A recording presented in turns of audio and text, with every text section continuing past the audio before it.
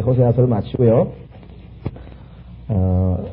다음 6월 3일 한 주는 쉬겠습니다. 6월 3일 한 주는 쉬었다가 6월 10일서부터 시작해서 저희가 다시 교회에서 1시간하고 조직신학 1시간하고 이렇게 2시간씩 공부를 하고, 제가 생각할 때는 아마 7월 29일하고 8월 5일 아마 이 2주나 아니면 12일까지 3주 정도는 아마 혹석이 아주 너무 더운 기간은 한 3주 다시 또 방학을 했다가 연결해서 계속 공부를 하려고 합니다. 예. 자, 호세아서 13장입니다. 호세아서 13장. 13장, 14장 오늘 해서 마침으로 오늘 호세아서를 마치려고 합니다. 자, 에프라임이 떨며 말할 때 그가 이스라엘 가운데에서 자신을 높였으니 그가 바알로 범죄할 때 그는 죽었느니라. 자, 에프라임은 여기서 문맥에서 보니까 이스라엘을 대표하는 그러한 민족으로, 그러한 지파로 나와 있습니다. 바로 13절과 14절에도 그렇게 이 에프라임을 가장 대표적인 지파로 하나님께서 부르셨죠. 때로는 하나님께서 그 에프라임이라고 부를 때가 있고, 또 야곱이라고 부를 때가 있고, 때로는 유다라고 부를 때도 있고, 이렇게 문맥마다 하나님께서 이스라엘 민족 전체를 대표하는 어떤 한 지파를 이렇게 지목하실 때가 있습니다. 자, 여기서는 지금 이스라엘을 대표하는 그 에프라임이라고 하는 족속이 떨며 말할 때, 자, 떨다고 하는 얘기는 하나님 앞에 겸손하다는 얘기죠. 그렇죠? 왜? 하나님을 두려워할 때 우리가 떨지 않습니까? 하나님께서 하나님의 두려워하심을 알 때 우리는 그분 앞에 떨며 이렇게 됩니다. 그래서 이 겸손하다는 의미입니다, 이것이. 자, 에스라에서도 나오고 이사야서에도 나오고, 하나님께서는 하나님의 말씀에 떠는 자들을 살펴보신다, 이렇게 기록되어 있습니다. 그래서 하나님의 말씀이 이게 단순히 무슨 어떤 인간의 생각을 기록해 놓은 것이 아니라 말씀 그 자체로 그대로 바로 이루어지는 그분 아니에요? 빛이 있으라 그러면 그냥 이루어지시는 그러한 능력 있는, 권위 있는 그러한 하나님의 말씀이기 때문에 그 말씀의 권위를 인정해 드릴 때, 그 말씀의 권위 앞에 우리가 인정을 해 드릴 때 우리를 하나님께서 높이십니다. 여기서 보면은 에프라임이 떨며 말할 때, 자, 겸손했을 때, 자, 야곱도 떨었죠? 12장 4절 보십시오. 12장 4절에 보면은 하나님께서 천사를 보내셨을 때, 호세아서 12장 4절에 그가 정녕 그가 천사와 힘을 겨루어 이겼고 그가 울며 그에게 강구하였으며, 이게 떠는 자세죠. 자, 자기는 지금 에서라고 하는 형이, 에서는 성경에서 적 그리스도를 예표하고 야곱은 이스라엘 민족을 예표하는데, 에서라고 하는 형이 지금 옛날에 자기가 속여가지고 지금 죽여버리겠다고 해서 도망을 쳤는데, 돌아오는 판에 지금 군가를 400명이나 거느리고 지금, 아니 죽이지 않으려면 400명씩 끌고 올 리가 뭐가 있겠어요. 그러니까 지금 큰일 났다 싶어가지고 그냥 야복강도 못 건너고 기도하면서 떨며 울부짖으며 하나님 앞에 겸손한 자세로 낮춰졌겠죠. 그래서 지금 12장 4절에도 그렇고요. 또 여러분 잘 아시는 여로보암이라고 하는 이스라엘의 초대 왕이, 이스라엘과 유다가 하나로 묶어졌던 솔로몬 왕 시절에 솔로몬의 배교로 인해서 하나님께서 열 왕국을 찢어가지고 여로보암에게 주시고 유다와 베냐민만 유다 왕국으로 남겨놓으시지 않았습니까? 그때 그 찢어서 준 여로보암이 솔로몬 앞에서 상당히 겸손했던 모습을 보여줍니다. 그러니까 하나님께서 나중에 그를 높이실 때까지는요. 그래서요, 정말 하나님께서 높이실 때까지 우리가 그분 앞에 겸손해야 된다. 이것은 늘 신약 성경에서 여러 번 나옵니다. 베드로전서, 우리 영적으로 우리 생활에 한번 적용해 보시면 베드로전서 5장에 보면 그 말씀이 나옵니다. 베드로전서 5장에 6절이죠. 베드로전서 5장 6절. 베드로전서 5장 6절. 그러므로 하나님의 능하신 손 아래서 겸손하라. 때가 되면 그분께서 너희를 높이시리라. 솔로몬도 하나님 앞에 얼마나 겸손해가지고, 나는 참 어린아이와 같은데 이렇게 큰 제국을 왕국을 맡기시면 나보고 어떻게 하라고 말씀입니까 하면서 막 겸손하게 하나님께 지혜를 구하는 기도를 했더니 하나님께서 그냥 한량없이 지혜를 주시고 부를 주시고 어마어마하게 드높이셨잖아요. 솔로몬이 당대 최고로 영광을 받은 왕이지 않았습니까? 예, 하나님 앞에 자신을 낮출 때 이렇게 하나님께서 드높이시는 것을 성경에서 곳곳에서 볼 수가 있습니다. 그래서 이스라엘 가운데 자신을 높였으나, 이때 자신을 높였다는 것은 자기가 자기 자신을 드높여서 막 자랑하고 뽐내고 그랬다는 뜻이 아니라 하나님께서 그렇게 높이셨다는 말이겠죠. 그런데 문제는 뭐냐? 바알로 범죄할 때, 하나님 앞에 겸손히 하나님을 두려워할 때에는 하나님께서 그들을 높이셨지만, 바알로 범죄할 때 대표적인 경우가 누굽니까? 여로보암. 나중에 하나님께서 이스라엘의 왕으로 삼을, 10지파를 무려 떼어내줘가지고 왕으로 삼겼는데, 이 여로보암이 가만히 보니까, 가만히 있어봐. 하나님께서 성경에서 이스라엘 모든 남자들은 1년에 3번의 명절이죠. 예. 6월절, 무교절하고, 그 다음에 초실절, 그 다음에 오순절이죠. 그 다음에 장막절. 이렇게 1년에 3번은 반드시 예루살렘에 다 모여서 하나님 앞에 경배하는 명절을 지키라고 이렇게 명령이 내려져 있지 않습니까? 그렇죠? 그러다 보니까, 가만히 있어봐. 그러면 북왕국의 사람도 1년에 3번은 경배를 드리러 예루살렘으로 가야 되거든요. 그런데 지금 그 르호보암이라고 하는 솔로몬의 아들이 지금 남왕국의 왕 노릇을 하고 있는데, 혹시 명절날 명절 지키러 예루살렘으로 갔다가 마음이 뺏겨서 르호보암 왕, 즉 솔로몬의 아들에게로 왕국을 나는 당신 신하가 되겠다고 다 갚버리면 나는 뭐가 되냐, 나는 뭐가 되냐. 그런 두려움이 사로잡힌 거예요. 인간적으로는 사로잡힐 수 있겠죠. 가만히 있어봐. 우리는 북왕국에는 경배드리는 장소가 없어요. 하나님께서 내 이름을 둘 곳, 거기서만 꼭 경배를 하라 했으니까 예루살렘으로 하여금 가야 돼요. 그래서 심지어는 하나님이 뭐라고 약속했냐면, 예를 들면 저 부산에 있는 사람이 서울에 있는 데까지 경배하러 온다. 그러면 부산에 있는 농토는 도둑이 와가지고 다 집어가면 어떡하냐. 그러니까 하나님께서 절대로 도둑 안 맞게 해줄 테니까 걱정하지 말고 가라고 그렇게까지 약속을 해놨다고요. 그러니까 경건한 이스라엘 사람들은 다 1년에 3번씩은 예루살렘으로 갈 거라고요. 그러면 거기에 그 성전의 아름다운 그 멋진 성전, 솔로몬이 지어놓은 성전 그 어마어마한 규모, 이걸 보고 마음을 혹해가지고, 난 차라리 남쪽에서 그냥 살고 말겠다. 이렇게 되면 북쪽에 있는 사람이 마음을 다 뺏기고 다 갈 것 같으니까 불안해가지고 베델하고 다한이라고 하는 두 장소에다가 딱 해서 송아지를 2마리, 금송아지를 만들어가지고, 그 다음에 너희들 거기까지 갈 필요가 뭐가 있냐? 멀리까지 갈 필요가 뭐가 있냐? 여기서 그냥 해라, 여기서. 그렇게 해가지고 이 우상숭배를 조장한 아주 정말 뭐랄까 하나님 앞에 극악무도한 범죄를 했는데요. 얼마나 하나님의 마음을 상하게 했는지 이 성경을 읽어보면은 계속해서 이 여로보암, 누밧인가요? 이름이? 르맛의 아들 여로보암, 누밧의 아들 여로보암, 누밧의 아들 여로보암. 하나님께서 그 여로보암의 죄를 얼마만큼 싫어하셨는가가 성경에 막 계속 반복해서 나오는 것을 우리가 볼 수가 있습니다. 그래서 바알로 범죄할 때 그는 죽었느니라. 죽은 목숨이죠. 왜?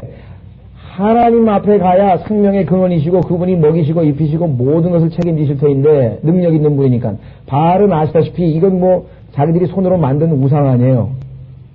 그게 뭘 해주냐, 이거 아무것도 못 해준다 이 말이에요. 자, 그래서 우리는 하나님께서 높이셔야 되는데 하나님께서 높이시는 것이 아니라 하나님 앞에 바알로 범죄할 때 그는 높임을 받는 대신에 오히려 다 죽었다라고 성경에서 기록하고 있습니다. 분명합니다. 모든 인류의 역사는 똑같습니다. 이스라엘처럼 하나님 앞에 두려워서 의롭고 경건하고 합당한 그러한 통치자가 나올 때는 그 나라가 부강하고 하나님의 축복을 받지만, 그렇지 아니하고 우상에 빠지고 이 도덕적으로 타락하고 죄 없는 사람을 죽이고 이런 그런 타락한 왕들이 나타날 때는 꼭 이스라엘 백성뿐만 아니라 전 세계 어느 국가도 다 하나님의 심판을 받았습니다. 왜냐하면 하나님은 의로우신 분이시기 때문에 그러시죠. 예. 자, 다시 13장 2절입니다. 이제 그들이 더욱더 죄를 짓고, 바알로 죄를 짓더니 이제 더욱더 죄를 짓고 자기들을 위하여 그들의 의인으로 형상들을 부어 만들고. 자, 이미지라고 하는 단어에 관심을 좀 가져주십시오. 이미지. 자, 이미지라고 하는 말은 나중에 계시록 13장 14절에 가면은 짐승의 형상과 연관이 되기 때문입니다. 왜 계속해서 그렇게 부처도 이미지를 만들어 놓고, 그 다음에 마리아도 이미지를 만들어 놓고, 그 다음에 온갖 카톨릭의 우리가 얘기하는 수호성자들도 맨 그렇게 동상을 만들어 가지고, 자위의 여신상도 크게 만들어 놓고, 그리스 사람들도 크게 동상들을 만들어 놓고, 왜 전부 다 이렇게 형상, 이미지를 만들어 놓는가?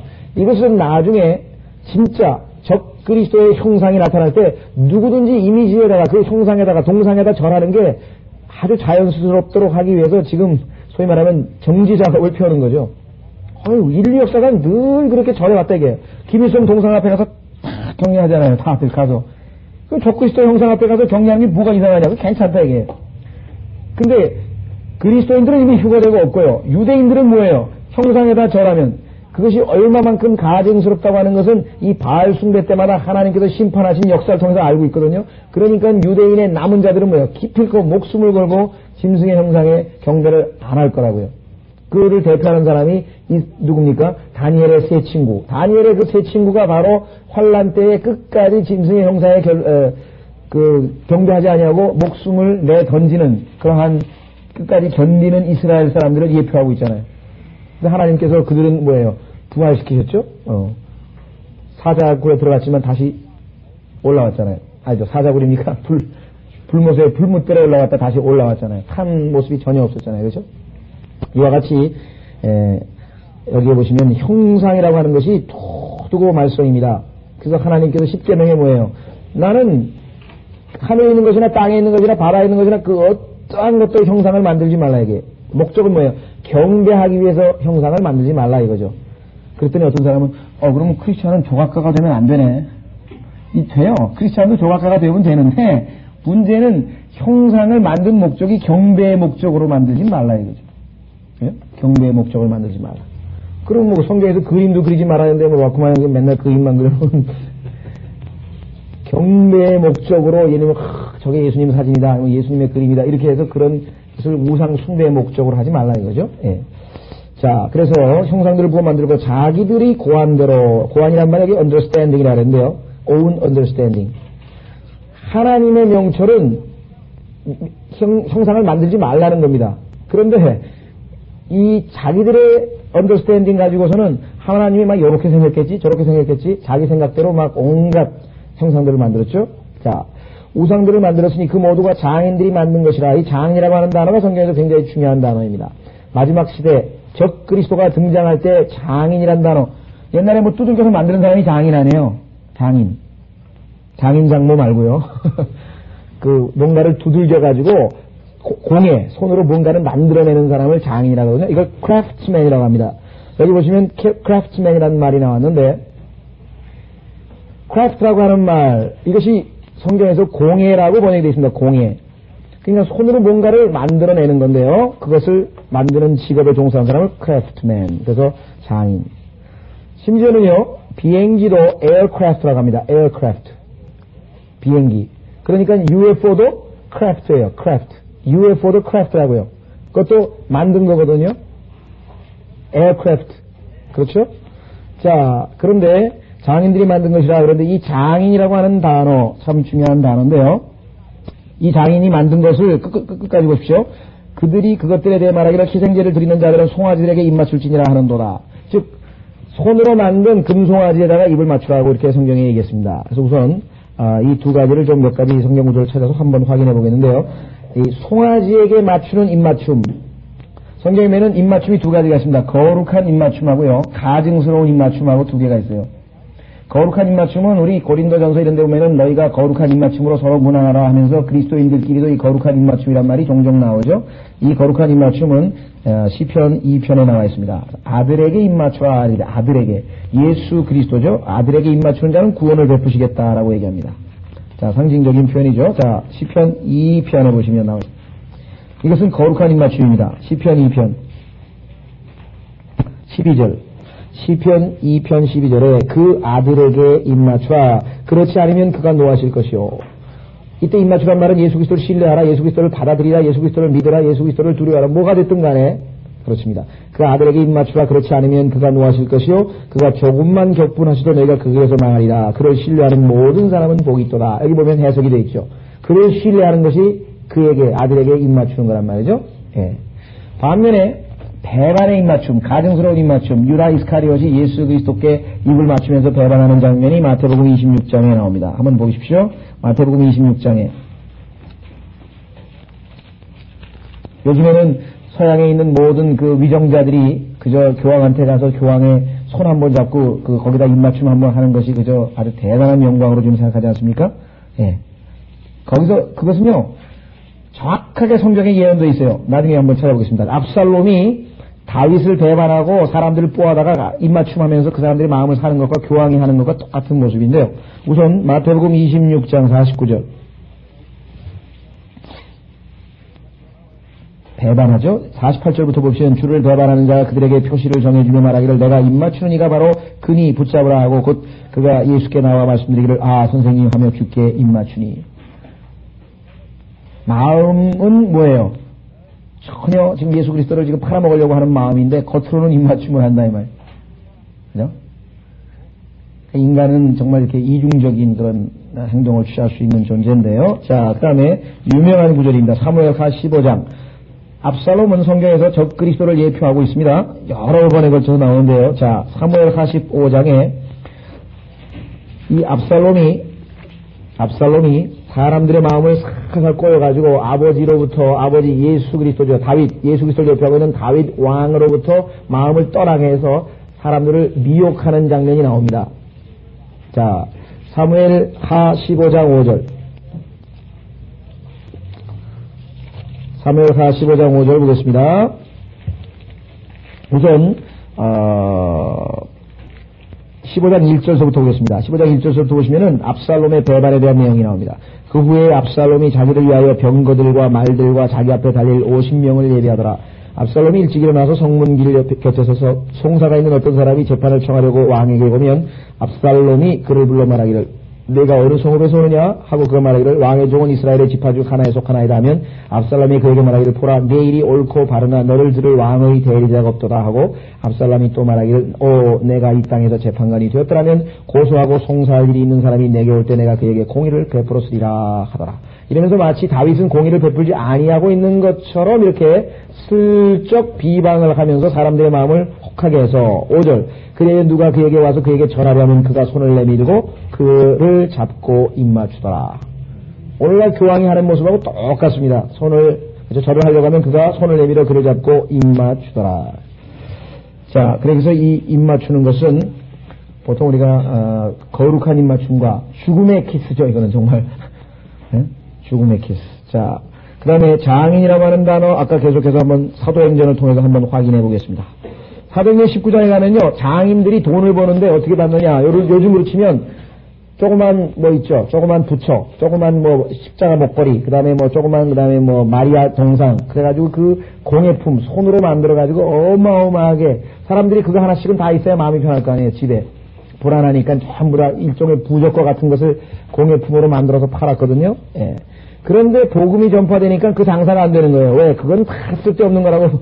그건 우상이고 우상을 말도 못하고 그건 신도 아니라고 바울이 그렇게 복음을 전파해놨더니 장사가 안 되니까 막 소요가 일어나가지고 그냥 바울을 핍박하려고 온 에베소 성읍이 들끓는 사건이 사도행전 19장에 나옵니다. 24절. 23절부터 보시면요. 사도행전 19장 23절. 그 무렵 이 도로 인하여 적지 않은 소요가 있었으니 바울 복음을 전하니까 적지 않은 소요가 생겼어요. 이유가 뭐냐? 이는 데메트리오라고 하는 어떤 음세공장이가 여기 음세공장이가 바로 아까 얘기했던 크래프트맨 장인하고 똑같죠? 음세공장이가 음으로 다이아나의 신전 모형을 만들어서 여러분들 아마 모르겠습니다. 여러분들은 아마 그런 기회가 얼마나 있었는지 모르겠는데요. 이 여행을 다녀보면은 이 뭐라나 관광 토산품 뭐 이래가지고 약간 관광용품 파는 집에 가면 맨 그런 겁니다. 그 지역에 이렇게 형상 만들어가지고 조그맣게 모형 만들어서 에펠탑도 팔아먹고 그 다음에 런던에 뭐도 팔아먹고 전부 그런 거잖아요. 여기서 그걸 만들어서 장사하는 사람들이에요. 자, 그래서 다이아나의 신전 모형을 만들어서 장인들에게 나와있죠? 장인들, 크래프트맨, 장인들에게 적지 않은 수익을 얻게 했는데 그가 같은 업에 종사하는 공원들을 불러놓고 말하기를 여러분도 알거니와 우리가 이 업으로 인하여 재산을 얻었는데 그들이 보고 들은 바와 같이 이 바울이 에베소뿐만 아니라 아시아 온 지역에서 손으로 만든 게 바로 크래프트거든요. 손으로 만든 것은 신들이 아니라고 많은 사람을 설득하여 돌아서게 하였으므로 이제 우리의 직업이 수치스럽게 될 위험에 처했을 뿐만 아니라 위대한 여신 다이아나의 신전도 멸시를 받을 것이고 따라서 온 아시아와 세상이 숭앙하는 그녀의 위엄 또한 소멸될까 하노라 하였습니다. 그래서 죽여야 된다고 지금 막 외쳤습니다. 근데 이들이 누구냐 한번 보세요. 35절. 이들은 어떤 사람들이냐? 하늘에서 내려오는 신상, 이미지를 섬기던 사람이에요. 하늘에서 내려온 이미지. 보세요. 그때 성읍의 사무장이 우리를 진정시키며 말하기를 에베소 사람들이여, 에베소인의 성이, 에베소라고 하는 성읍은 위대한 다이아나 여신과 주피터로부터 떨어져 나온 신상의 숭배자, 이때 신상이란 말이 이미지입니다. 이미지, 형상이란 말이에요. 형상의 숭배자란 사실을 모르는 자가 누구리요? 자, 주피터라고 하는 별이죠. 목성입니다. 목성. 신상의 숭배자란 사실을 모르는 자는 누구리요? 주피터가 누굽니까? 로마의 주신입니다. 이는 헬라에서는 제우스라고 합니다. 제우스. 로마에서는 주피터라고 합니다. 결국은 그게 누구예요? 바빌론으로 가면은 림노스입니다. 결국은 다 같은 인물이거든요. 이름만 다르지 다 같은 인물이 결국은 나중에 적그리스도 그를 대표하고 있습니다. 그래서 주피터에서 내려온 이미지, 그건 뭐예요? 계시록 13장 14절에 적그리스도의 형상, 같은 얘기예요. 지금 이게 같은 얘기를 지금 하고 있는 겁니다. 지금. 예. 자, 한번 확인해 보겠습니다. 적그리스도의 형상은요, 13장, 계시록 13장으로 보십시오. 계시록 13장.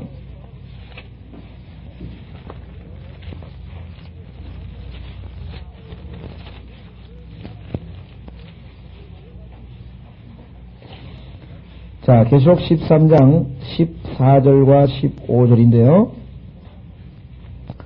자, 그가 짐승 앞에서 행할 권세를 받아 그 같은 기적들을 통하여 땅에 가는 자들을 미혹하여 또 땅에 가는 자들에게 말하기를 칼로 상처를 입었다가 살아난 그 짐승을 위하여 형상을 만들어야 한다고 하더라. 그랬습니다. 또 그가 그 짐승의 형상에게 생명을 주는 권세를 받아 그 짐승의 형상으로 말도 하게 하고 그 짐승의 형상에게 경배하지 아니하는 자는 다 죽이도록 하니라. 그랬죠. 그 짐승에는 다시 말해서 경배하기 위한 것입니다. 그러면 아까 우리가 예수 그리스도 아들에게 입맞춘다는 얘기는 뭐예요? 아들을 경배한다는 얘기죠. 예수 그리스도를 경배한다고 하는 얘기입니다. 자, 그런데 이 형상은 이제 적그리스도의 형상이 말을 하고 정말 이 생명을 받아가지고 그렇게 하면 사람들이 어떻게 되겠습니까? 어마어마하겠죠. 기적 중에 그런 기적이 어떻게 형상이 말을 해요? 사람처럼. 그러니까 그 엄청난 기적 앞에 그 당시에 유행할 사업이 뭐냐? 적그리스도의 형상을 팔아가지고 만들어가지고 전 세계가 전부 다 주머니 하나씩 거두고 그 형상. 마치 김일성 배지 하나씩 다 달아야 북한에서 살아남잖아요.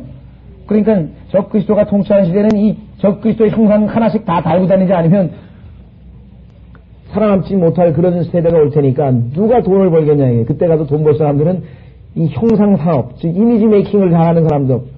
요즘에 이미지 메이킹 벌써 산업이 가수 그다음에 무슨 정치가 누구 이거는 이미지 메이킹 하는 사람이 조작만 하면 예를 들면은 어떤 한 사람이 아주 인자스럽고 멋진 모습만 계속 사람들에게 한번 찍어서 한번 해보세요. 어떻게 되나? 그렇게 되면 틀림없이 어떻게 돼요? 야, 저 사람은 정말 인자한 사람이고 저 사람은 정말 대단한 사람이다. 이런 이미지가 바뀌겠죠. 교황이 왜 전 세계적으로 어딜 가나 그렇게 존경을 받습니까? 그건 간단합니다. 교황이 인자하게 웃는 모습, 성질내는 모습은 하나도 안 비춰주고요. 텔레비전에서. 못된 짓 하는 거는 하나도 안 비춰주고, 다 보면 그냥 착한 일 하는 것만 계속 비춰줍니다. 그렇게 되니까 어떻게 되겠습니까? 사람들에게 머릿속에 딱 입력이 돼가지고, 이야, 교황은 참 비로운 사람이구나, 훌륭한 사람이구나. 이렇게 이미지가 딱 들어요. 그것은요, 이건 이제 조작법인데요. 정치가들도 똑같습니다. 그래서 우리가 여당을 하는 사람이 이권이 뭐냐면요. 여당을 할 때는 대통령이라든가 그 여당 측에 관련된 사람들은 좋은 이미지만 텔레비전에 계속 보냅니다. 그리고 야당이라든가 이런 정적, 그 사람의 정적의 경우에는 나쁜 쪽으로, 예를 들면 무슨 화를 내는 모습이라든가 이런 부정적인 이미지를 계속 해주면은요, 사람의 머릿속에, 그죠? 사람의 머릿속에 딱 박혀버려요. 아유, 저 사람은 성질 잘 내는 사람. 이런 식으로 이미지가 팍 박혀버리거든요. 그러니까 이런 이미지 메이킹으로 인해서 사람들에게 얼마든지 마음을 살 수가 있는 겁니다. 그래서 지금 이 적그리스도의 형상이라고 하는 것도 그와 같은 측면에서 봤을 때 앞으로 향후 최고의 산업이 될 가능성이 높습니다. 자, 한번 보겠는데요. 다니엘서 8장 25절을 보십시오. 다니엘서 8장 25절.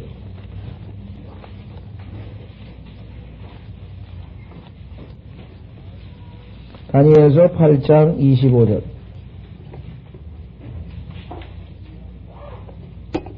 자, 다니엘서 8장 25절에 보시면은요. 자, 그가 지혜를 통하여, 이거 지난번에 성경 고쳤죠. 잘못했다 그랬죠. Through his policy라는데, 그의 정책을 통하여, 보세요. 정책입니다, 이게 지금. 지금 이거를 정책이라 그러니까, 야, 이거 번역이 너무 현대적인 용어 아니냐, 이래가지고 지금 이걸 지혜라고 번역을 했지만요. 아니에요. 적그리스도 가면은 온갖 정책을 다 내놓는데, 그가 그의 정책을 통하여, 그 다음에 자기 손에 계략을 늘렸다 그러는데, 계략이 아닙니다. 여기서 크래프트라 했잖아요. 크래프트가 바로 공예 아닙니까? 공예. 그러니까요, 앞으로 무슨 산업이 장려되냐면요, 요즘에 캐릭터 산업이라 그래가지고, 무슨 뭐 포켓몬이니 뭐니 뭐 만들고 그거 있잖아요. 그거하고 분위기가 같아요. 어린애들이 그 포켓몬이라는 뭡니까? 딱지같이 생긴 거, 그거 하나 얻으려고요. 빵을 하는데, 빵 속에 그게 들어가 있거든요. 빵은 맛이 없어요. 빵은 안 먹고, 그거 사려고 빵 사가지고 빵은 버리고 그것만 사는 거예요. 그것만 모으고 있는 애들이 지금 요즘에 막 드러났어요. 그게 없으면 아예 어디 가서 끼질 못한다는 거예요. 그러니까 그런 이미지를 지금 만들어내는 겁니다. 그래서 여기 보시면은 이 적그리스도가 보면 어떡하냐. 그의 정책을 통해 그가 자기 손에 공예를 들려서 자기 마음속에 자신을 높이고, 보세요. 전 세계 어디를 가도 북한에서 김일성이 안 높아질 수가 있습니까? 전부 김일성 받지 않아서 다 달고 다니는데 위대하신 수령. 적그리스도는 마찬가지로 여기다 다 전부 다 이미지 하나씩 달고 다니는 거예요. 그러니까 이게 영적인 그런 분위기, 영적으로 이게 지금 왜 이런 일들이, 우리가 생각할 때는 무슨 포켓몬 이게 뭐야, 아무것도 아닌데, 어떻게 해서 이렇게 전 세계에서 난리 법석이냐, 이게. 뭐 하나 나오면, 캐릭터 하나 나오면 그냥 막 디즈니, 그럼 무슨 전 세계로 휩쓸고, 그 다음에 무슨 미키마우스, 그럼 막 전 세계로 휩쓸고, 이거 나중에 적그리스도 이미지가 하나 나오면 전 세계에서 그냥 완전히 다 산업을 장악하게 됩니다. 자, 그렇게 해서 엄청난 떼돈을 벌게 되겠죠. 예, 그런데 하나님께서 음녀 바벨론을 심판하게 되면 어떻게 되겠습니까? 그때 가면 많은 사람들이 통곡을 할 거다 이 말이죠. 계시록 18장. 그래서 음녀 바벨론이 멸망당하니까 상인들과 왕들이 말이에요. 땅을 치고 애곡을 하는 거예요. 우리 돈 벌어준 사람 다 없어져 버렸다 이거죠. 지금 에베소에 있는 사도행전 19장하고 똑같은 모습이 나타납니다. 확인해 보십시오. 자, 계시록 18장 18장 9절을 보시면요. 그녀와 더불어 행음하고 즐기며 살던 땅의 왕들이 그녀가 불에 타는 연기를 볼 때 그녀를 인하여 울며 애곡하리니, 그렇게 됐죠. 자, 뿐만 아니라 22절 보세요. 또 하프 타는 자와 음악하는 자와 피리 부는 자와 나팔 부는 자들의 소리가 결코 다시는 내 안에서 들리지 아니할 것이며, 자 보세요. 어떤 공예에 종사하는 장인일지라도 다시는 내 안에서 찾아볼 수 없을 것이며, 즉 우상을 만들어서 팔아먹는 그 공예업, 이 우상 숭배를 만드는 조장하는 이 업종을, 이러한 업종에 종사하는 사람들은 하나님께서 바벨론을 심판하실 때 하나도 남김없이 다 모조리 심판해버리겠다라고 하는 것입니다. 전 세계적으로 우리나라도 보면은 무슨 불국사 탑 팔아먹, 그거 얼마나 많이 만들어놨어요. 로마에 가면 로마의 콜로세움 만들어가지고 또 구리로 만들고 또 비싼 거는 은으로 만들고 다 팔잖아요. 형상, 이미지 산업. 이게 지금 전 세계를 휩쓸고 있거든요. 이 적그리스도가 왔을 때에는 얼마만큼 그 공예를 늘려서 자기의 정책을 통해서 공예를 인크리스 해가지고 산업을 벌창시켰는데, 나중에 여기 보니까 하나님께서 심판하셔서 그 공예에 종사하는 장일지라도 다시는 내 안에서 찾아보지 못하게 하겠다, 이렇게 기록되어 있습니다. 자, 그래서 우리는 다시 호세아서로 돌아가겠습니다. 12장 13장 3절입니다. 13장 3절. 그러므로 그들은 아침 구름과 같고 사라지는 이른 이슬 같으며 타작마당에서 회오리 바람에 날리는 쭉정이 같고 굴뚝에서 나오는 연기 같으니라. 보세요. 우상 숭배를 해가지고요, 하나님을 경배하는 것을 버리고 우상을 숭배하는 사람들은 나중에 뭐가 없어요. 기초가, 교리적 기초, 진리의 기초. 그렇기 때문에 항상 에베소서 4장에 얘기한 것처럼 교리의 풍조에 요동을 한다. 요동을. 여기 나와 있는 네 가지 요소는요, 아시다시피 특징이 뭡니까? 첫째, 여기 나와 있는 구름. 그 다음에 뭐예요? 이슬. 그 다음에 쭉정이. 쭉정이란 말은 좀 번역이 어색하고 겨입니다. 겨. 셰프란 말이 겨거든요. 겨. 이게 그 쌀 알맹이 말고 그 껍질 있잖아요. 겨. 그 다음에 굴뚝에서 나는 연기. 그러면 연기도, 겨도, 그 다음에 이슬도, 구름도 특징이 다 뭡니까? 순식간에 사라져버리는 거 아니에요? 영원성이 없고, 일시적으로 휙 하면 그냥 날아가버리는 거. 가볍고, 불안정하고, 그래서 마치 그리스도인들 가운데서도 하나님의 말씀에 뿌리박고 기초가 없는 사람들은 뭐예요? 뭐 아주 휙 불면 훅 날아가고, 절로 날아가고, 일로 날아가고. 그래서 에베소서에서는 것을 교리의 풍조에 요동하는 자들이 아니라, 우리는 이제 그 다음에 연기, 이 네 가지 요소들은 쉽게 날아가 버리는 겁니다. 대표적인 경우를 한번 보겠습니다. 두 구절만 보겠습니다. 베드로후서 2장 17절. 거기는 구름과 같다는 표현이 나옵니다. 구름, 일시적으로 금방 사라져버리는 구름이 누구냐? 베드로후서 2장 17절에 보시면 거짓 선지자와 거짓 교사를 하나님께서 그렇게 표시하셨어요. 거짓 교사, 거짓 선지자들을 하나님께서 뭐라고 묘사하셨냐? 17절. 이들은 물 없는 샘이요 폭풍에 밀려다니는 구름. 여기 나오죠. 폭풍에 밀려다니는 구름이니. 이게 뭐 원칙이 없어요. 원칙이. 이래라 그러면 이렇게 갔다가, 저래라 그러면 저리로 갔다가.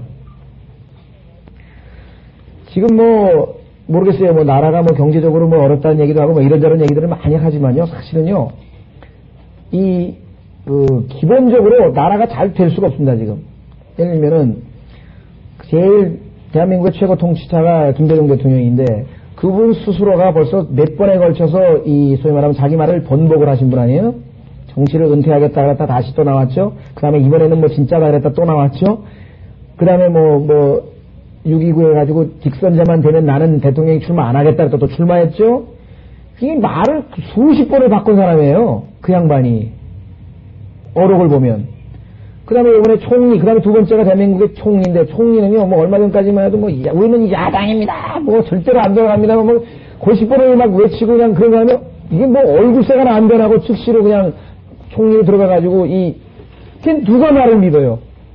대통령도 손 거짓말만 하지, 총리도 손 거짓말만 하지, 뭐, 소위 말하면 정치의 최고 위정자들이 다, 여기 지금 이스라엘도 보면 재판관 얘기가 나오고 왕 얘기가 지금 호세아서에 나오는데요. 재판관들 어디 갔고 왕들 다 어디 갔냐 여기 다 썩어버려. 내가 보기에는 나라가 잘 될 수가 없어요 지금. 그때 상황이 바뀌었다. 그럼 상황이 바뀌었으면 뭐 매번 상황이 바뀔 때마다 다 바뀌는 건데 앞으로 어떻게 믿냐 이게. 뭐 하겠다 그래도 나중에 상황이 바뀌어서 어쩔 수 없었다. 그러면 다 바뀐 거야. 그러니까 뭐 외국 사람들도 제가 볼 때는요, 아마 기가 막힐 거야. 이 나라는 어떻게 된 게 믿을 수가 없어. 대통령도 못 믿겠고, 총리도 못 믿겠고, 이게 누굴 믿을 수가 있어야지. 그러니 뭐, 현대 무슨 그룹에 무슨 회장이 나와가지고, 뭐, 우리는 뭐, 유동성이 뭐, 전혀 위기가 없다. 그래, 누가 믿겠어요? 안 믿는다고요. 그러니까 돈 다 빼가지고 나가죠. 제가 보기에는 이게 불신인데요. 말을 자꾸 바꿔가지고, 대통령서부터 시작해가지고, 그냥 장관들도 누구든지 다, 상황에 맞춰 다 말을 바꿔요. 카멜레온. 그래서 제가 보기에는 이게 하나님께서 도저히 축복할 수 있는 상황이 아니, 대한민국의 상황이. 누구 하나가 좀 손해를 보더라도 내가 그 말 했다고 하고 좀 끝까지 주장을 해서 자기가 잘못한 건 책임지고 뭐 이래야 되는데 계속 말을 바꾸니까 하여간, 왔다 갔다 하고 순식간에 사라져버리고 원칙이 없는 경우 여기 세 가지 나와 있군요. 자, 그 다음에 한 구절 더 보겠습니다. 다니엘서 2장 35절에 보면은 바람에 날려가는 겨가 누구냐? 이 세상의 왕국들을 예수 그리스도께서 재림하실 때 돌이 날라와서 딱 치니까 그냥 겨처럼 다 흩어져 버렸다고 성경에서 말씀하고 있습니다. 자, 다니엘서 2장 35절. 지상의 왕국이 우리를 치면 미국, 그 거대 강국이 쓰러지겠느냐? 옛날에 마치 로마가 쓰러지겠냐 했던 것처럼요. 근데요, 순식간에 무너져 버립니다. 로마도 순식간에 무너진 것처럼 뭐 중국도 거대한 나라, 뭐 미국 쉽게 순식간에 무너져. 자, 다니엘서 2장 25절에 35절입니다. 35절에 보시면 예수님께서 재림하시는 모습이 나오는데요. 34절부터 왕께서 보셨는데 손으로 다듬지 아니한 돌이 철과 진흙으로 된 그 형상의 발 보세요. 이미지 형상의 발을 쳐서 산산조각을 내니 이게 짐승의 현상입니다. 그 철과 진흙과 녹과 은과 금이 모두 부서져서 여름 타작마당에 쭉정이 같이 되어. 이 쭉정이란 번역은 사실은 아까도 말씀드렸지만 정확한 번역은 아니고 체프라면 겨입니다. 겨거처럼 날아가 버렸대. 바람에 날려 사라져 간 곳이 없어졌으며 그 형상을 친 돌은 태산을 이루어서 온 세상을 가득 채웠나이다. 예수 그리스도의 왕국은 든든한 돌로 묘사가 되어 있고 이 세상의 왕국들은 겨처럼 바람에 불려 날려가는 모습으로 기록되어 있습니다. 그런데 하나님을 신뢰하는 자는 돌과 같이 우리도 산돌처럼 되는 거고요. 하나님을 섬기지 아니하는 사람은 성경에 보니까 여기처럼 바람처럼 날려가는 겨로 묘사가 되어 있다. 다시 호세아서로 돌아오셔서 4절입니다. 13장 4절. 그러나 나는 이집트 땅에서부터 주 너의 하나님이라. 하나님께서 말씀하십니다. 그러나 나는 이집트의 땅에서부터 주 너의 하나님이라. 너는 나 외에 어떤 신도 알지 말지니라. 그래서 성경에 보니까 나 주는 질투하는 신이라 그래. 질투하는 신. 하나님의 질투는 얼마만큼 강한지 consuming fire라고 하는데요.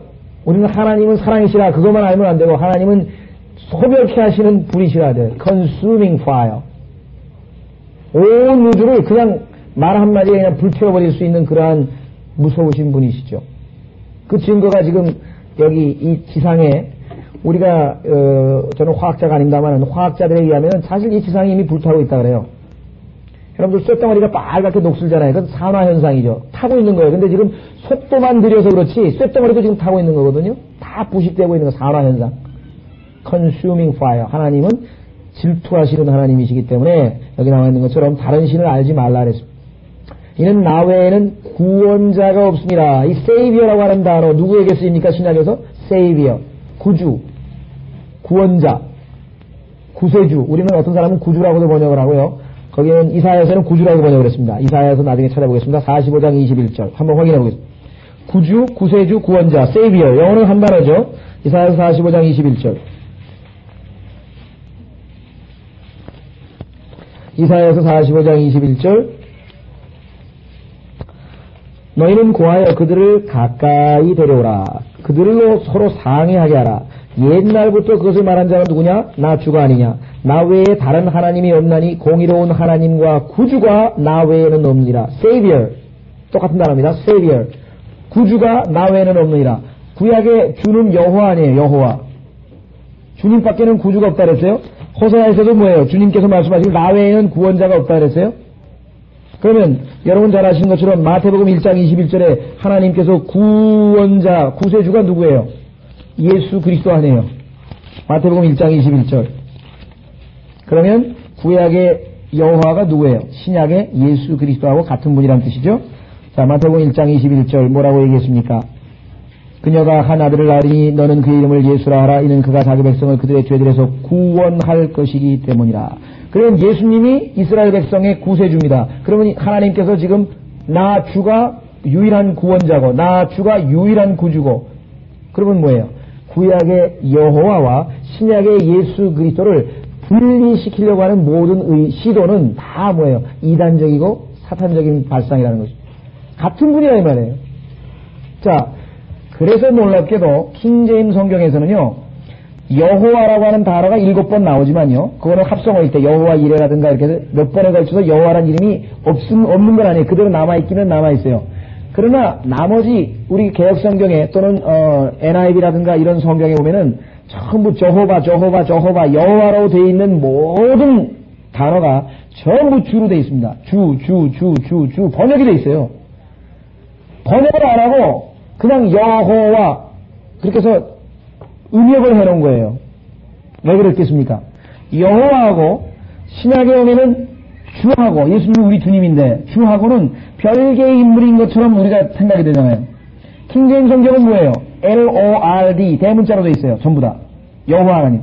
그런데 신약에 보니까 뭐예요? 그분이 예수 그리스도 LORD 같은 분이란 말이에요. 킹제임 성경만이 예수 그리스도께서 바로 그 여호와 하나님이라고 하는 것을 그냥 일치시켜서 쉽게 이해할 수 있게 만들어놨는데 한쪽은 여호와라고 해놓고 한쪽은 주라고 하니까 완전히 혹시 이거 다른 분 아닌가? 이미 사람들에게 생각을 그렇게 집어넣어버립니다. 그런데 실제적으로 하나님은 뭐냐? 주님이다. 한번 확인해 보겠습니다. 유다서 5절에 보시면은요. 하나님의 이름이 LORD인데 소문자로 되어 있어요. 유다서 5절에 보면 예수 그리스도가 바로 여호와 하나님이라고 하는 것은 명백한 사실입니다.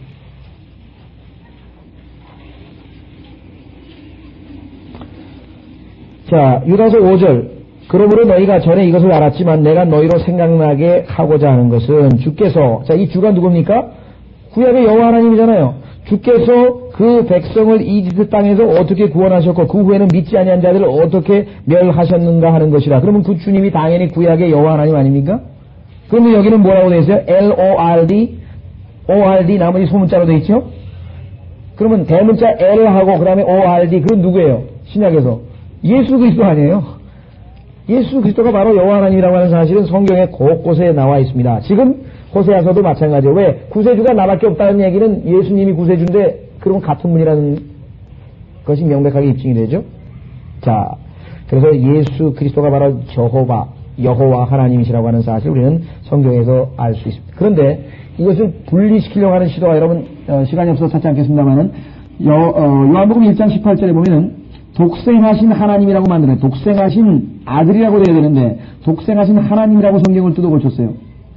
그러면 창조하신 하나님 한 분 계시고 독생하신 하나님은 한 단계 낮은 신이고 그럼 예수님하고 여호와하고는 한 급수가 낮은 그런 두 분의 신이 돼버리죠. 그러니까 요한복음 1장 18절에서 독생하신 아들을 독생하신 하나님이라고 뜯어 고친 성경은 전부 다 뭐예요? 예수 그리스도가 여호와 하나님이라고 하는 것을 안 믿는 자들의 성경이라는 것을 금방 알 수 있고, 여러분 잘 아시는 디모데전서 3장 16절 하나님께서 육체로 나타나셨으니 이래야 되는데 하나님을 그분이라고 뜯어 고친 성경, 이런 성경들은 전부 다 예수 그리스도의 신성을 받아들이지 않은 사람들이 뜯어 고친 성경입니다.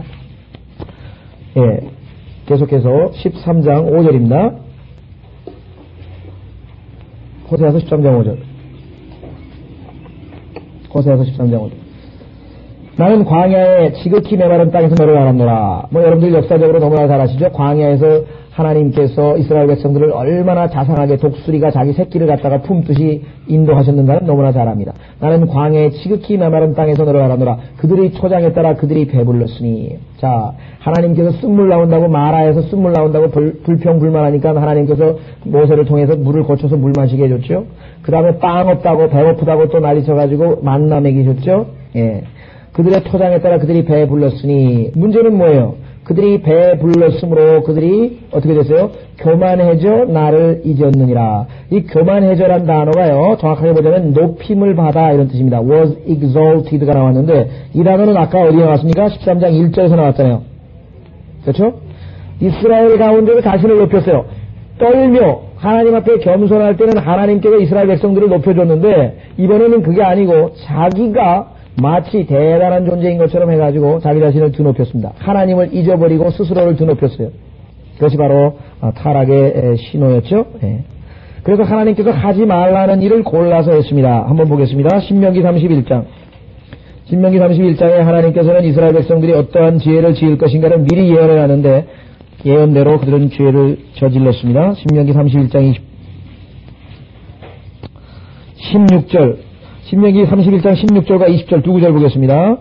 주께서 모세에게 말씀하시기를 보라 내가 내 조상들과 함께 자려니와 이 백성은 그들이 가서 그들 가운데 거할 그 땅에 이방신들을 좇아 음란한 짓을 하러 가리니 나를 버리고 내가 그들과 맺었던 내 언약을 어길 것이라. 그래서 나를 버리고 호세아서는 나를 잊었느니라. 나를 잊었느니라. 나를 버리고 하나님을 잃어버리고 그런 짓을 저지를 것을 미리 예언하셨죠. 20절 마찬가지. 내가 그들의 조상들에게 맹세한 젖과 꿀이 흐르는 그 땅으로 그들을 인도하여 드리고 나서 그들이 먹고 배부르고 살찌면 그 다음에 그들이 어떤 짓을 한다고요? 그때는 그들이 다른 신들에게로 돌이켜 그들을 섬기고 나를 멸시하여 내 언약을 어기리라. 하나님께서는 이스라엘이 여기 나와 있는 것처럼 먹고 배부르고 그 다음에 살찌면 어떤 짓을 할 것인가를 예언했는데 그대로 했어요. 그래서 자 다시 호세아서로 오십니다. 그들이 초장에 따라 그들이 배불렀으니 그들이 배불렀으므로 그들이 마음이 높여져서 나를 잊었느니라 이렇게 나와 있죠. 뿐만 아니라 하나님께서 다 먹이시고 입혔는데 비도 주시고 그 다음에 모든 자연 조건을 만족시켜 주셔서 농사가 착 하려는데 그것을 자연이 갖다 준 것처럼 해서 풍요의 신, 자연의 신을 섬겼다 이 말이에요. 자 호세아서 12장 8절에 보시면 아까 바로 옆에 뭐라 했습니까? 호세아서 12장 8절에 스스로 뭐라고 거짓말하냐면요. 에프라임이 말하기를 그러나 나는 부자가 되었도다. 내가 재물을 얻었으니 그들이 나의 모든 수고 가운데서 죄가 된 어떤 불의도 발견하지 못하였다. 내가 노력해가지고 내 노력으로 이 모든 부를 얻고 부자가 된 거고 내가 지금 이렇게 잘 먹고 잘 사는 거지. 그러면서 하나님이 주신 축복에 대해서는 싹 잊어버렸다. 이면. 그죠? 하나님께서 하늘에서 비를 내려주셔야 되고 적당한 양의 그 햇볕을 주셔야 되고 이게 다 맞아야 농사가 되는 거지 자기가 잘나서 된 것처럼. 자, 우리 너무나 잘 아는 구절 사도행전 14장 17절 보겠습니다. 거기 보니까 명백하게 돼 있어요. 뭐 비도 하나님이 주신 것이요. 비. 우리가 영적으로 예민하면요 하늘에서 때 맞춰서 비 주시는 것도 이게 보통 축복이 아니죠. 지금 이 가뭄 한 달만 더 갔으면 아마 상당히 심각했을 텐데 굉장히 가뭄이 심했었죠. 자, 사도행전 14장. 그나마 아마 이 땅에 그리스도인들이 있고 하나님 자녀가 있고 기도하는 사람들이 있어서 아마 하나님께서 자비와 긍휼을 베푸시는 것 같아요.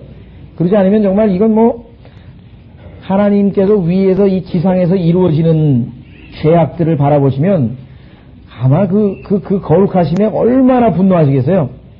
특히 토요일 밤에 이게 뭐 제일 그래도 깨끗하다는 무슨 386 국회의원들도 그냥 5.18에 가가지고 그 경관한 데 가서 자기들이 무슨 행사를 치르고 와서 무슨 뭐 술집에 가가지고 여종업원들 앉혀놓고 술 먹었으니 대한민국에서 제일 우리처럼 양심 깨끗한 사람이 없다는 사람들이 그 사람들이. 그러니 뭐 일반 평범한 사람들은 뭐라고 하겠습니까? 자, 사도행전 14장 보시면은요. 사도행전 14장 17절.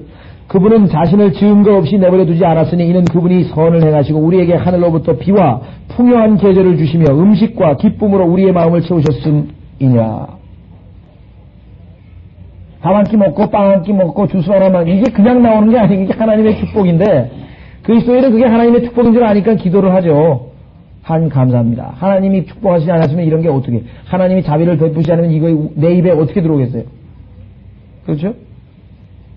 그런데 사람들은 비가 오는 거야 뭐 자연현상이지 뭐 그거야 뭐 구름이 올라갔다가 뭐 빙빙 돌다가 이렇게 성경에 보니까 천둥도 하나님이 보내시는 것이고 번개도 하나님이 보내시는 것이고 구름도 하나님이 싸매시는 것이고 전부 하나님께서 하시는 겁니다. 절대로 자연현상이 아니에요. 우연히 이루어지는 일이 아니라니까요. 우리가 그렇게 얘기하면 정말 당신들이 그걸 어떻게 아냐고 그러는데요. 하나님이 성경에 써놨으니까 알지. 하나님은 거짓말 안 하시는 분이니까 알죠. 창세기 8장. 창세기 8장 22절. 자, 땅이 있는 동안에는 그러면 땅이 없을 때가 올 거 아닙니까?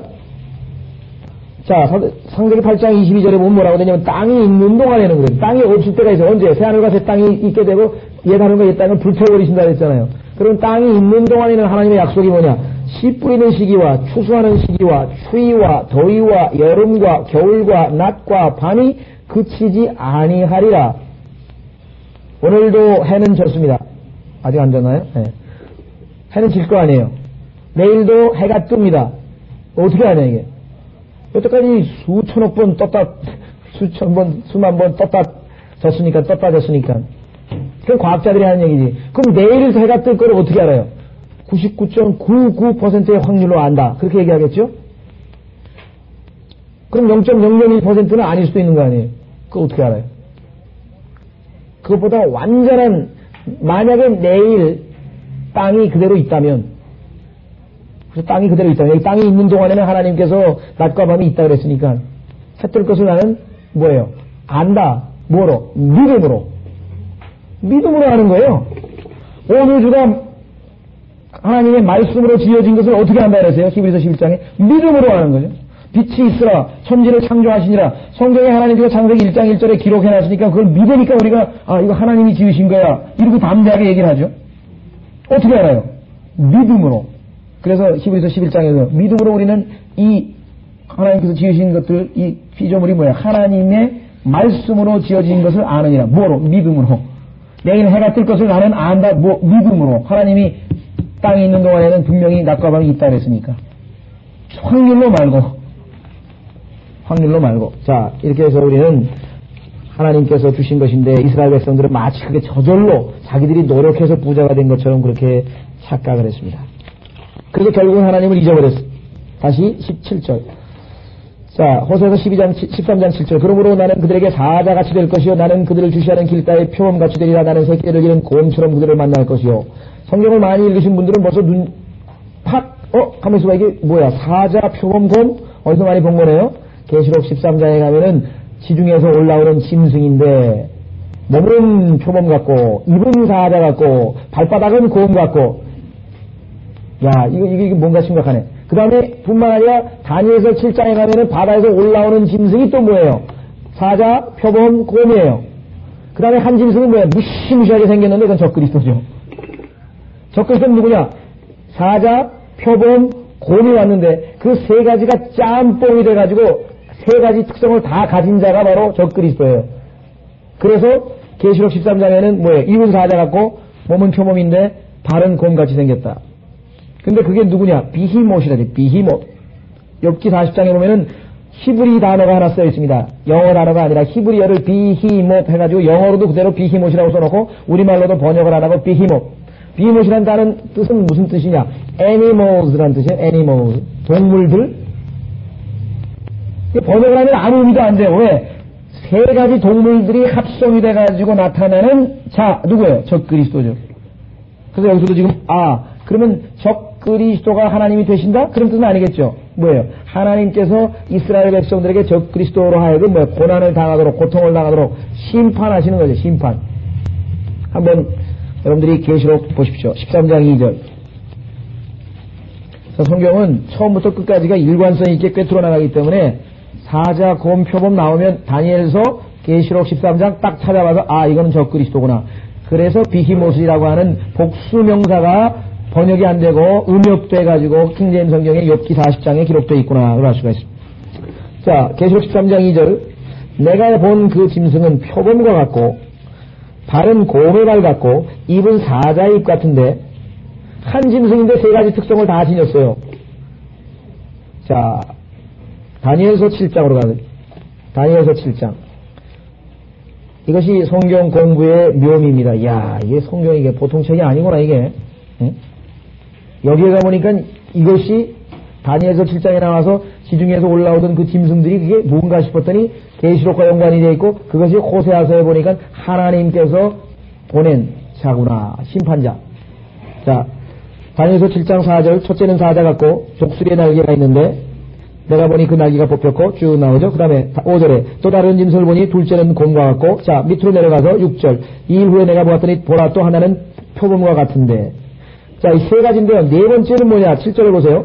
이 일 후에 내가 밤의 환상들을 보았고 넷째 짐승을 보았는데 이 짐승은 두렵고 무서우며 힘이 매우 세고 또 철로 된 큰 이빨을 가졌더라. 그 짐승이 먹고 산산이 부수며 그 나머지는 발로 밟더라. 그 짐승은 먼저 있었던 모든 짐승들과 다를 수밖에요. 세 가지 특성을 동시에 지니고 욥기 40장에 비히못이라고 하는 용어가 등장합니다. 비히못.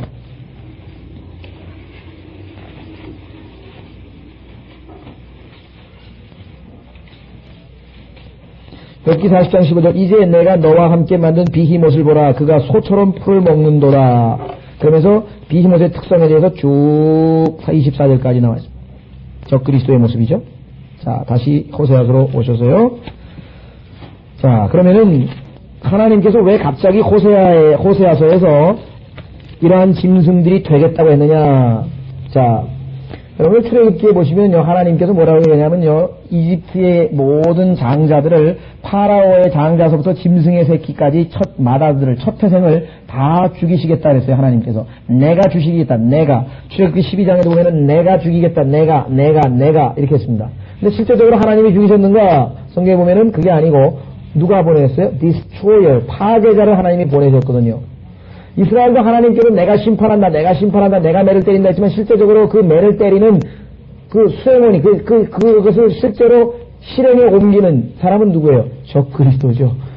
적그리스도를 통해서 하나님께서 이스라엘 백성들을 징계하시는 것이죠. 그래서 여기 보시면 그러므로 내가 그들에게 사자같이 될 것이요 나는 그들을 주시하는 길가에 표범같이 되리라. 나는 새끼들을 기른 곰처럼 그들을 만날 것이요 그들의 심장에 거풀을 찢고 거기서 내가 그들을 사자처럼 먹어치울 것이니 들짐승이 그들을 찢으리라.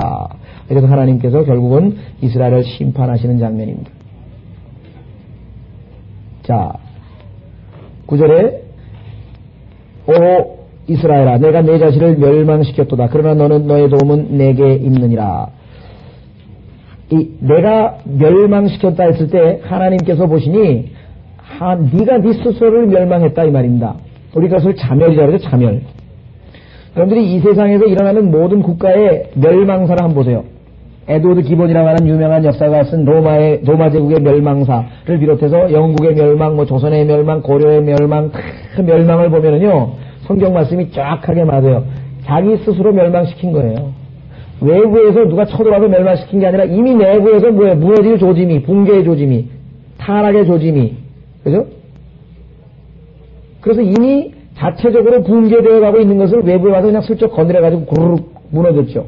로마도 마찬가지입니다. 게르만족이 왔을 때에는 이미 로마는 완전히 썩어가지고요. 아시다시피 초대 로마 시대의 황제, 소위 말하면 제국이 시작되자마자 목욕탕 문화서부터 시작해가지고 폼페이의 타락한 문화서부터 시작해가지고 전 로마 제국이 완전히 도덕적인 타락에 빠져 있었습니다. 게으름에 빠져 있었고 사치문화, 게으름문화, 그냥 우리 에스겔서 16장에 나와 있는 소돔의 죄악들이 거의 그대로 나와 있습니다.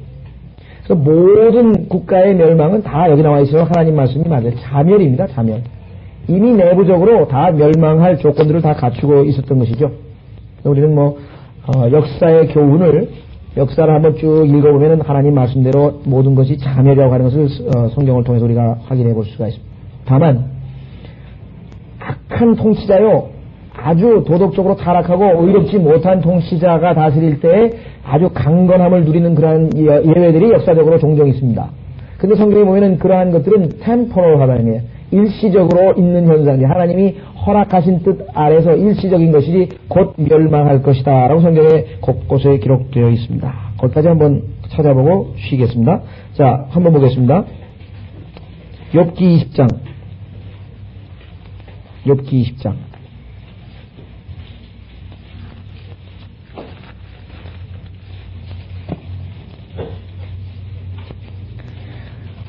5절, 욥기 10장 5절, 악인의 승리는 짧고 위선자의 즐거움도 잠깐뿐이라고 하는 것이라. 그의 탁월함이 하늘들까지 올라가고 그의 머리가 구름에 닿는다 해도 히틀러가 프랑스도 치고 폴란드도 침공하고 아주 막 승승장구해서 정말 유럽을 완전히 소나기에 넣을 것처럼, 히틀러의 군대를 봐라 말이야. 저렇게 훈련이 잘 돼 있고 말이죠. 히틀러가 만든 도로가 얼마나 또 기가 막혀요. 아주 기하학적으로 만들어가지고 막 코나 도는데도 스피드 줄일 필요가 없이 그냥 얼마나 강조 많이 합니까? 게르만 족속들이 만들었던 도로서부터 그래서 영원히 갈 것 같이 같았지만 성경에 보니까 그게 아니에요. 그는 자신의 뭐라고 했습니까? 덩이라는 얘기, 덩. 7절에. 예? 똥처럼 영원히 망하리니 그를 본 그 사람이 그가 어디 있느냐 하리라. 저 그리스도가 3년 반 동안 떵떵거리고 정말 어마어마한 문명의 모든 이익이 지금 게놈 프로젝트가 완성이 돼가지고 생명공학, 유전공학, 그래가지고 인간의 수명도 늘리고 정말 온갖 문명의 이익을 다 동원해가지고 정말 그야말로 역사상 최고의 문명을 자랑할지 모르겠어요. 그래서 3년 반이라고요. 3년 반이면 다 없어지는 거예요. 다 무너지는 거예요. 그래서 일시적인 현상이라고 하는 것 하나님 말씀에 명백하게 기록되어 있습니다. 다음 좀 쉬었다가요. 10절서부터 10절서부터